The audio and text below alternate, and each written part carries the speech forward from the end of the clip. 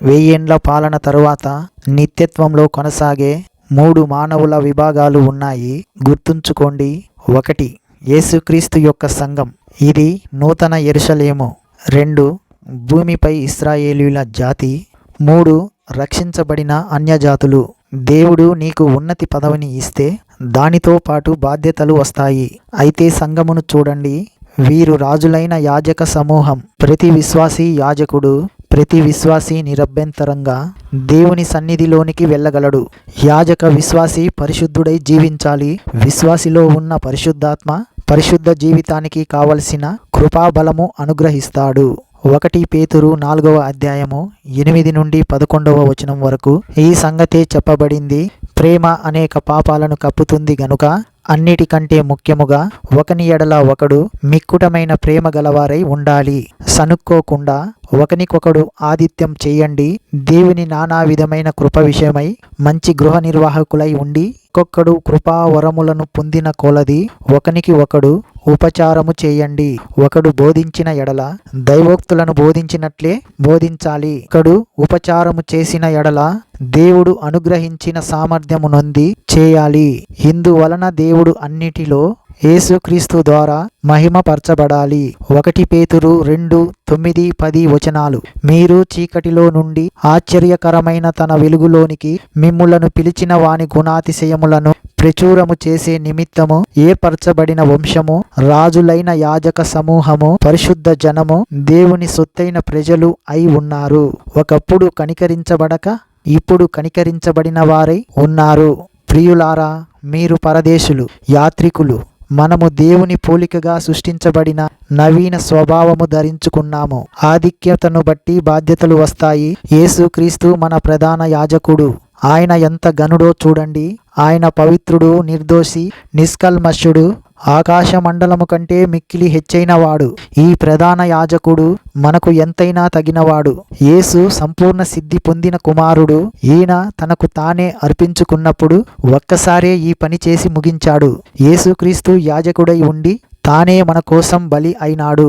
యేసుక్రీస్తు లాజరు సమాధి ఎదుట నిలవబడి ఏడ్చాడు. యేసు సానుభూతి ఎంతో ప్రగాఢమైనది. మన బాధలు యేసుక్రీస్తు హృదయాన్ని బాధ పెడతాయి. అన్య సాంప్రదాయాలు మనకు తగవు. దైవ సేవకుడు మూఢనమ్మకాలను ఖండించాలి. మనకు ఆధ్యాత్మిక విలువలు ఉన్నాయి. ప్రేతనములను గురించిన కర్మానుష్ఠాలను మనకు లేవు. మన దేవుడు సార్వభౌముడు, అతిథి ప్రియుడు, సజ్జన ప్రియుడు అయి ఉండాలి. సంఘము నిర్దోషమైనది, మహిమగల సంఘమై ఆయన ఎదుట నిలవబోతున్నది. యేసు ప్రభువు అభిషిక్తుడు, తన తండ్రి మరణ పర్యంతరము విధేయుడు. యేసు మన ప్రధాన యాజకుడు, నిష్కలంకుడు, మహాపవిత్రుడు. నాదాబు, అబీహు, అహరోను కుమారులు. వీరు అన్యాగ్నితో దేవుని సన్నిధిలోనికి వెళ్ళి అక్కడికక్కడే చనిపోయారు. కయీను, హేబెలు ఇద్దరు అన్నదమ్ములే. కయీను తన తమ్ముణ్ణి హత్య చేశాడు. సోదరీ సోదరులారా, దేవుని పరిశుద్ధతను గుర్తించి దానికి అనుగుణంగా జీవించండి. 1 కొరింథీ 11వ అధ్యాయము 31-32 వచనాలు. మనలను మనమే విమర్శించుకొనిన ఎడల తీర్పు పొందము. మనము తీర్పు పొందిన ఎడల లోకముతో పాటు మనకు శిక్షావిధి కలగకుండా ఉండునట్లు ప్రభువు చేత శిక్షించబడుతున్నాము. అన్యుల మధ్య దేవుని నామమును దూషించబడకుండా జాగ్రత్త పడాలి. మత్తయి సువార్త 18వ అధ్యాయము 7వ వచనము. అభ్యంతరాలు రాక మానవు, కానీ ఎవరి వలన అభ్యంతరము వస్తుందో ఆ మనుష్యునికి శ్రమ.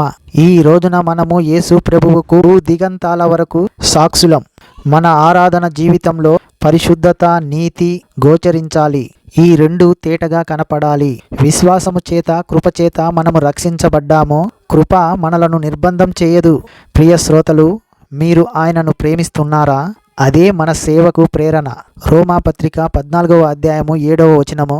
మనలో ఎవడు తన కోసమే బతకడు, ఎవడు తన కోసమే చనిపోడు.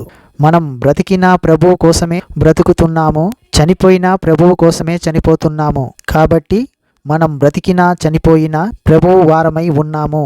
తాను మృతులకు సజీవులకు ప్రభువై ఉండటానికి ఇందు నిమిత్తమే కదా క్రీస్తు చనిపోయి మరలా బ్రతికాడు. సోదరుడా, సోదరి, యేసుక్రీస్తు నీకు ప్రభువా? ఆయన నీకు వ్యక్తిగతంగా దేవుడా? ఆయనను నీవు ప్రాణాధికంగా ప్రేమిస్తున్నావా? నీవు ఆయనకు ప్రతినిధివా? ప్రజలు చదివే పుస్తకం నీ జీవితం, నా జీవితం. నీ జీవితం యేసు పేరుట నీవు రాసిన సువార్తే. యేసుక్రీస్తు జీవితం ఏ మచ్చ డాగు లేనిది. బలిపశువు నిర్దోషమైనదై ఉండాలి. పాత నిబంధనలోని బలిపశువు యేసుక్రీస్తుకు ముందు గుర్తు.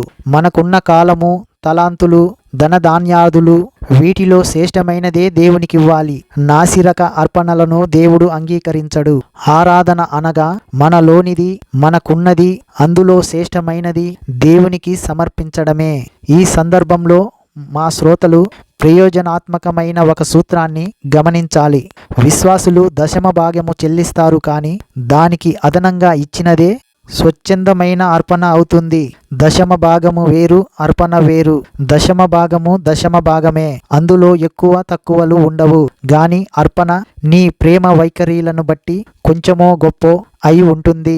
అర్పణ అనేది కానుక, దశమ భాగము కానుక కాదు, చెల్లించి తీరవలసిన మొత్తం. దశమ భాగం ప్రాతిపాదికమైన విధి. మలాకి గ్రంథం 3వ అధ్యాయము 10వ వచనము. దశమ భాగాలు ఆకాశపు వాకిళ్లను విప్పుతాయి, కానీ కానుక సంగతి వేరు. ఇది స్వచ్ఛందం. దశమ భాగాలు చెల్లించాలి, కానుకలు ఇవ్వాలి, అర్పించాలి. ఇవ్వటంలో ఇంత అంత అని హద్దులు లేవు. కానీ దశమ భాగం దేవుడు ఏర్పరిచిన హద్దు. దశమ భాగం తాళపు చెవి. కానుక అనేది విత్తనం. దశమ భాగపు తాళపు చెవితో ధనాగారాన్ని తెరవవచ్చు, కానీ కానుకలు విత్తనాలు. గనుక మనము ఎంత విత్తుతామో అంత పంట కోస్తాము. ప్రియ శ్రోతలు, చెల్లించడము అనే మాట ఇష్టం వచ్చినట్లు వాడకండి. పన్ను చెల్లిస్తాము, కానుకలు ఇస్తాము, అర్పిస్తాము. దశమ భాగము దేవునిది. కానుక నీ దానిలో నుండి నీవిచ్చేది. దశమ భాగము పరలోక ధననిధిని తెరిస్తే నీవిచ్చే కానుక నీ ప్రేమ ఏ అంతస్తులో ఉందో రుజువు చేస్తుంది.